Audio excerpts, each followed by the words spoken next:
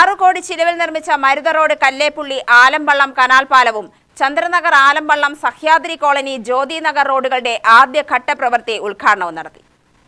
മന്ത്രി പി.എ. മുഹമ്മദ് റിയാസ് ഓൺലൈനായി ഉദ്ഘാടനം ചെയ്തു. 2021 മെയ് 20 ഗവൺമെൻറ് അധികാരത്തിൽ വരുമ്പോൾ ഞങ്ങൾ ലക്ഷ്യം വെച്ചത് 5 വർഷം കൊണ്ട് 100 പാലങ്ങൾ പ്രവൃത്തി പൂർത്തീകരിച്ച് നാടിന് സമർപ്പിക്കണമെന്നാണ്.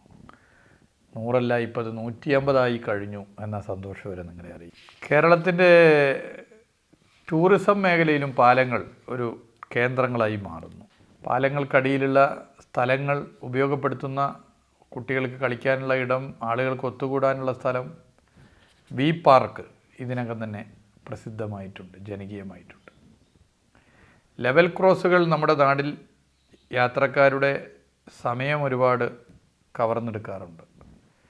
ലെവൽ ക്രോസ് ഒന്നുപോലും ഇല്ലാത്ത കേരളം എന്ന സ്വപ്ന പദ്ധതി അത് യാഥാർത്ഥ്യമാക്കാൻ കേരളം അതിൻ്റെ പ്രവർത്തനങ്ങൾ ഏറ്റെടുത്തു. വലിയ മുന്നേറ്റമുണ്ടായി.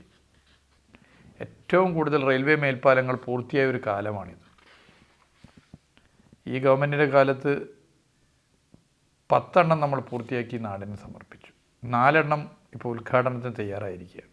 അങ്ങനെ നിരവധി പദ്ധതികൾ. 30ഓളം റെയിൽവേ മേൽപ്പാലങ്ങളുടെ പ്രവൃത്തി പുരോഗമിക്കുകയാണ്. ആകെ 150ഓളം മേൽപ്പാലങ്ങളാണ് യാഥാർത്ഥ്യമാകുന്നത്. പ്രധാനപ്പെട്ട ജംഗ്ഷനുകൾ വികസിപ്പിക്കുന്നതിൻ്റെ ഭാഗമായി ഫ്ലൈ ഓവറുകളും ബൈപ്പാസുകളും സാധ്യമാവുകയാണ്. നഗര റോഡ് വികസന പദ്ധതി ലോകം തന്നെ അംഗീകരിക്കുന്ന നിലയിലായി മാറി. മലമ്പുഴ എം.എൽ.എ. എ. പ്രഭാകരൻ അധ്യക്ഷനായി.